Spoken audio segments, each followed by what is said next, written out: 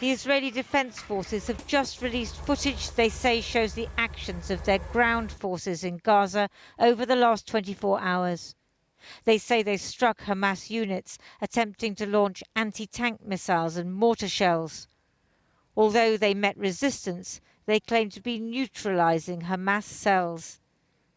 But however compelling the combat footage, it's impossible to know how successful they're being in their attempt to destroy Hamas, nor to know the cost in civilian life of urban warfare in the congested streets of Gaza City.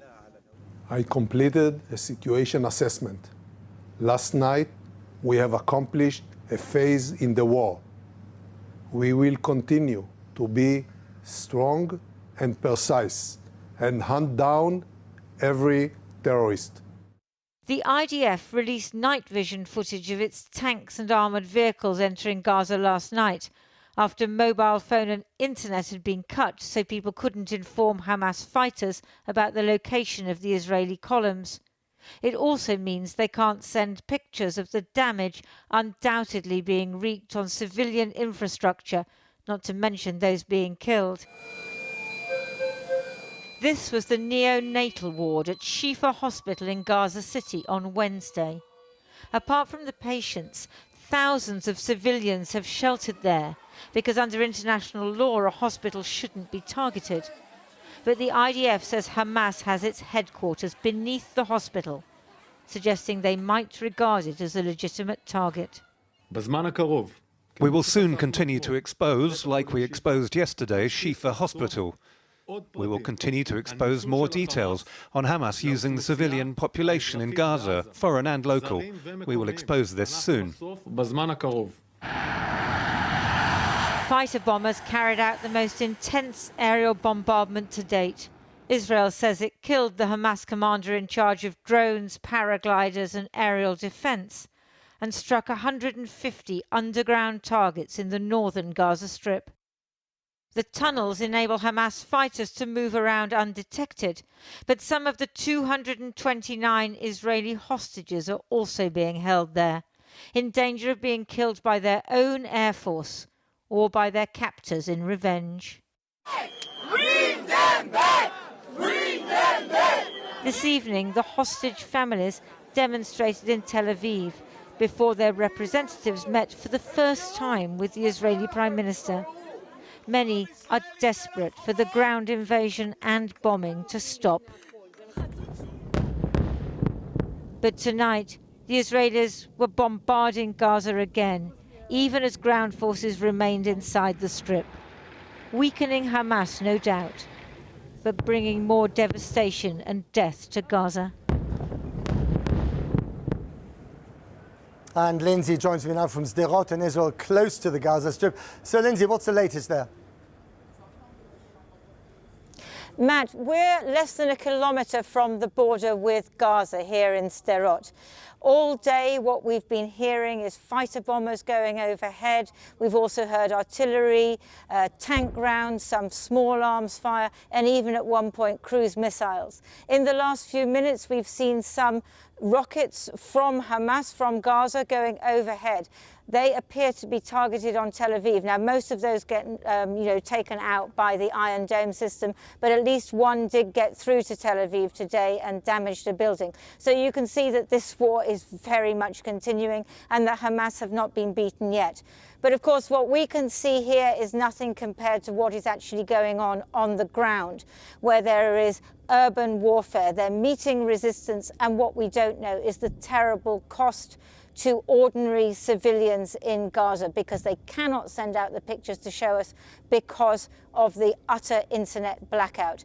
Now, surprisingly, Elon Musk has said that he's offered Starlink to the aid agencies there. That would be so important to them, to be able to find out whether people were injured and what to do with them. I think it's very unlikely that the Israelis would agree to that. Lindsay, thanks very much indeed. Well, in the last few minutes, the Israeli Prime Minister Benjamin Netanyahu has been speaking about what he called the second stage of the war. He reiterated the call for Gaza's civilian population to move to safe areas and said that those accusing Israel of war crimes are hypocrites. He also vowed to exert every effort to return the hostages taken by Hamas. Now, as we've been hearing, in the last couple of hours, Mr. Netanyahu met the families of some of those hostages. They've described Friday as the most terrible of all nights. Earlier, I spoke to Hadas Calderon, whose 2 children and ex-husband were abducted 3 weeks ago and whose mother and niece died during the attacks. The vigil for the hostages outside the Defense Ministry in Tel Aviv, here for almost 3 weeks. These faces weigh on the government more than Israel's friends or foes, urging restraint in the planning of war. Eretz Calderon turned 12 2 days ago. Here he was with his family in happier times. With his sister and his father, both also missing. And here was Erez taken by Hamas on that morning, filmed by one of his captors. His grandmother and cousin had already been killed in the attack. We spoke to his mother, Hadassah. There's a video of Erez being taken away. Yes. You have not seen that yet? No, I don't want to see it. I will never see it. Because it's too upsetting. It's too painful. Of course. Helpless feelings. I can't see my little boy in this kind of situation. I don't want even to imagine it. I don't think about it. I don't want to see any movies. I don't want nothing. I have to fight to bring them back. That's all. That's all I care. This is my fight. Last night, the Israeli army, the IDF, went into northern Gaza with their tanks and their troops. Mm-hmm. Are you worried that this invasion... Very much. I didn't sleep this night. I didn't sleep. I can't eat. I'm terrified. Because you think your children are going to be in much greater danger now? We are... I think all the families of hostage are very frustrated, you know. It's not a time for army act. It's a time for solutions. It's a time for the agreement, to make agreement. Getting them back has to be the top priority. The top. That's it. After, they can make their war. So would you tell the Israeli government, the IDF, to have a ceasefire, to stop fighting? Of course. Ceasefire, exchanging prisoner, whatever. If Bibi Netanyahu is watching this broadcast, what would you say to him directly? Save my children, please. I'm demanding it. You don't have the mandate. You don't have the mandate. To abandon our children and to sacrifice them for this war. I admire your strength. I don't have strength. I'm very weak, believe me. That's why I'm acting, because I'm weak. You come across as very strong. Because without my children, I'm nothing. So I have to be strong for them. I block my feelings because I have to act. So I'm like automatically like a robot. I block my feelings, otherwise I crashed. I block. And in the night, my good friend Edna, you saw her, this good friend? She tell me, every night you scream and cry like hell by sleeping. I don't remember. Baked 2 days ago, Erez's birthday cake sits untouched, waiting for his return.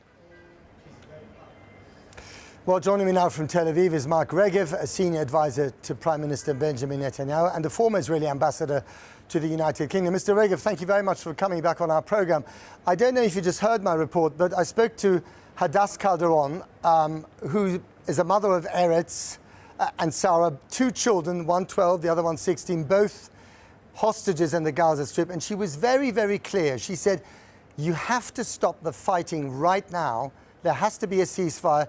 So that getting the hostages out is the main priority. We've got to get them home. And if the fighting makes that more difficult, I will never forgive the government.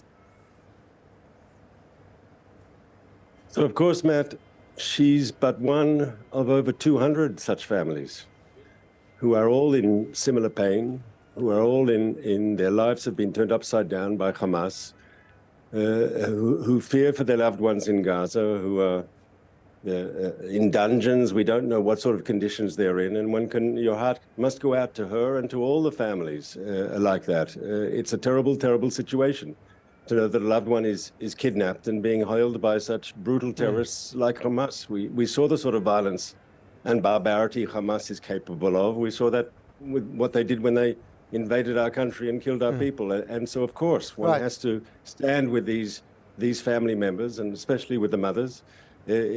How can one say... But why not wait a bit longer? Why not wait a bit longer, carry on your negotiations via the Qataris, try and get more hostages released, and then, you know, carry on with your military operation? So I want to stress, I'm not arguing with the mother of a hostage, someone who's taken hostage. I can only feel for her and support her and express my solidarity. But to answer with your question, Matt, I would say that our understanding of the situation is that only through pressure on Hamas will we get people released. And actually, by upgrading the pressure on Hamas, we are increasing the chance of getting people released. Now, bringing the hostages back is a supreme goal in our military operation. But we know Hamas isn't suddenly going to become humanitarian and decide out of goodwill to release these people. They will only do so, Matt, if they're under amazing pressure, if their leadership is under extreme pressure. And we intend to put them under that pressure. Right. Is it possible that you have been sucked into, lured into a trap set for you by Hamas, not just with aerial bombardments that are killing thousands of civilians, but also because you're going to have to engage in street-to-street fighting, as you already are, with people who know that terrain a lot better than your IDF does? Look, the Hamas people are both fanatics and they are capable of the most terrible, atrocious violence, the horrific violence. And so we know exactly who we're up against. Anyone who has any illusions about Hamas, October 7th was a wake-up call. The murders, the brutal murders, the mutilations, the burning of people alive, and the taking of hostages.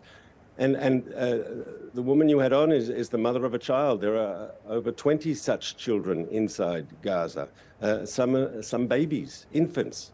It's a terrible situation. So we have no illusions about who we're dealing with Hamas, and we believe the pressure on Hamas is the way. They have to understand that we will increase the pressure. That's the way to get the hostages out. But you're also, in the process, killing thousands of civilians, most of them probably innocent. That ultimately is not just seen as immoral by much of the world, but also is not good for the security of Israel going forward. First of all, I'll debate the second part of your question later, but moral? Who started this war? Who committed the act that caused this whole escalation? Hamas. Who keeps the civilian population of Gaza as a human shield? Hamas. In normal countries like Israel, the UK, you have militaries that protect people. Hamas uses the civilian population as a human shield for its terror machine. When we ask people to leave combat zones, Hamas says no, stay. They want them to die. That's the truth. Okay. I'm sorry, I've got to have to leave it there. Thank you very much, Mark Regev, for coming on the program. You made your point at the end, as you always do. Thank you very much indeed. Now, we managed to get through to Mansour Schuman, a Gazan resident who was trapped there with his wife and 5 young children. They're in Khan Yunis in the south, and I began by asking him what conditions were like. The Israelis have again taken that up a notch by trying to cut the communication, both internet and cell phone, for the people here in Gaza, so that they are not able to get their message out to the outside world. Our understanding is that they tried, after very heavy bombing, to do a land invasion, both in the north and through the sea coast. However, both have failed drastically, and it's just a PR stunt from their side to try to show the Israeli public that they are currently doing a land invasion. However, both efforts have not been successful, and the people here in Gaza are still suffering as a result of the bombing on civilians. That's all they are good at, bombing of innocent civilians. And Mansour, it's a miracle that you managed to get a line to us at all. How did you manage to do that? God is the one who is able to provide. God is the sustainer. I don't know how long this line will continue, but as long as it continues, I will try to get the message out to the outside world about the suffering of the people here in Gaza. And Mansour, give me some idea of what conditions are like in Khan Yunis when it comes to fuel and water and food and medicine. People here are running out of food. People don't have electricity. People here are drinking unclean water. The whole idea of opening up the Rafah border right now by the UN is considered to be a PR stunt. We are not seeing any help. And Mansour, you moved to Rafah from Canada 1 year ago with your family. You have a Canadian passport. Presumably, you're desperate to get out. I am not desperate to get out.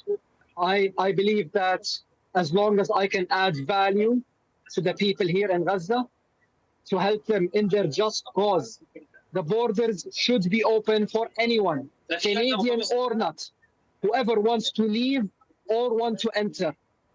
This is basic human rights. Mansour, how is your family? I know you have young children. How are they doing? Their neighborhood was bombed by 4 barrel bombs.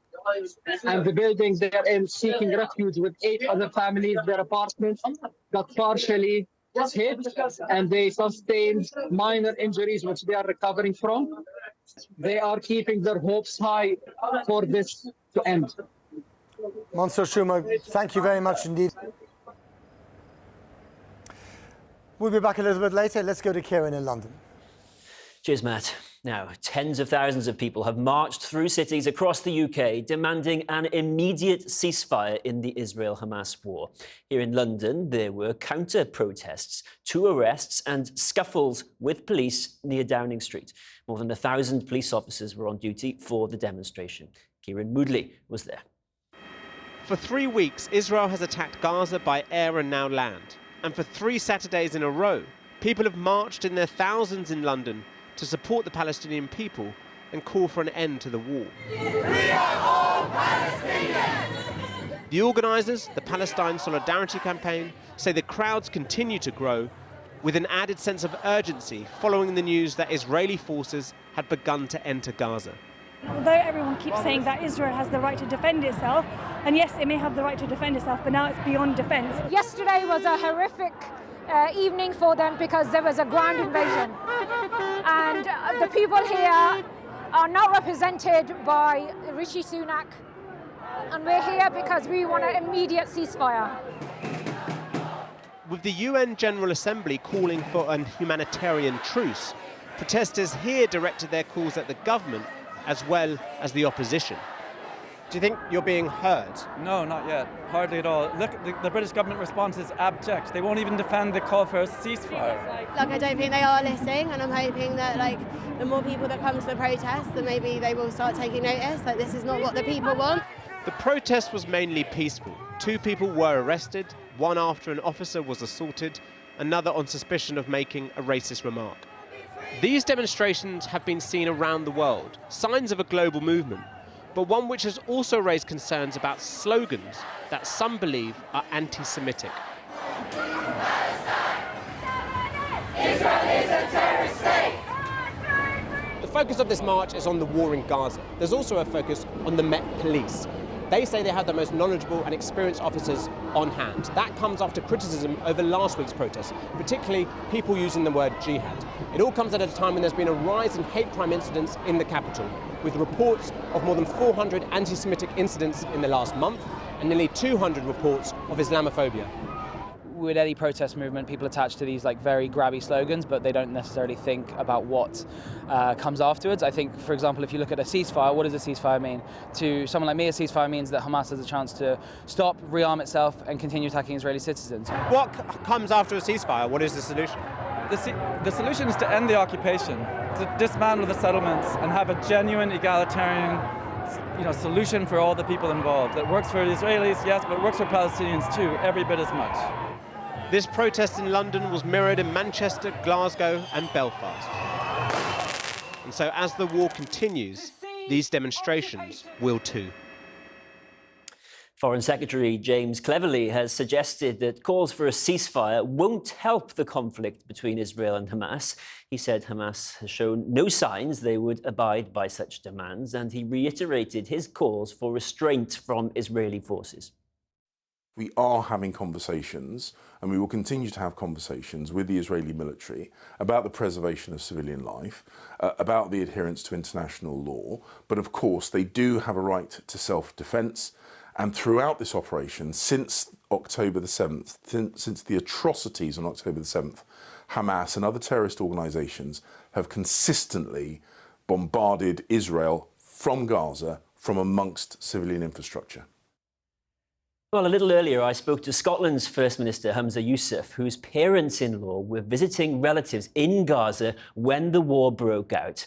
I asked him if he's had any news from them since Israel escalated its offensive. The simple answer is no. I can't tell you if they're dead or if they're alive. We haven't heard from them in about 32, 33 hours since 7:30 in the morning, yesterday morning. And obviously are deeply worried, deeply concerned, given the intensity of the bombing last night. So what have the past few hours, the last night and the hours today, been like for you, for your wife Nadia, and for the kids? Horrendous, if I'm honest. I don't think we slept much at all. And you can imagine we've been watching the rolling news coverage quite consistently, regularly, trying to phone relatives, and not just my mother-in-law and father-in-law. We have a number of people's phone numbers in Gaza that we've been trying, and we can't get through to a single individual or single person. It's difficult for the kids. I heard my 4-year-old Amal on the phone, or pretending her pretend phone or toy phone, talking to her granny and saying, "When will you be back?" And when you were in touch with your in-laws, you've been able to trace, have you, in effect, the worsening humanitarian situation through their own predicament? My mother-in-law, when I spoke to her, she told me the evening before had been really intense bombing, and that they spent a fair number of hours that evening discussing as a household where everybody should go, what room they should go in, so that if the building does collapse, what gives them the best chance of survival. That's traumatic. It's not a conversation anybody should be having, let alone innocent men, women and children, 2.2 million in Gaza, who are suffering collective punishment for a crime, of course, that they did not commit. There was a UN resolution yesterday for a humanitarian truce. What do you make of the position that the UK took to abstain? I think the UK's position is a shameful abdication of their moral responsibility. You know, when I spoke to my mother-in-law last, she told me that she felt completely abandoned by the UK government. Ultimately, for all of us who believe in the safety and security of not just Palestinians, but of Israelis, I cannot see how more children dying, how more innocent men and women dying, is going to further enhance anybody's safety or security, let alone peace. What the Israeli government says is that a ceasefire would give Hamas an opportunity to rearm. What the UK Foreign Secretary, James Cleverly, says is that calls for a ceasefire in the abstract aren't going to help the situation. What do you make of that? Look, killing innocent children is not going to make the situation safer. Killing innocent men and women isn't going to make the situation safer. Look, if you're a father in Gaza and an airstrike hits your house and kills your wife and your children, and your whole family had nothing to do with Hamas, but an Israeli airstrike has just wiped out your entire family, who do you think you're going to direct your anger towards? We hope you hear from your family in Gaza very soon, immediately. First Minister Humza Yousaf, thank you so much for speaking with us. Thank you so much.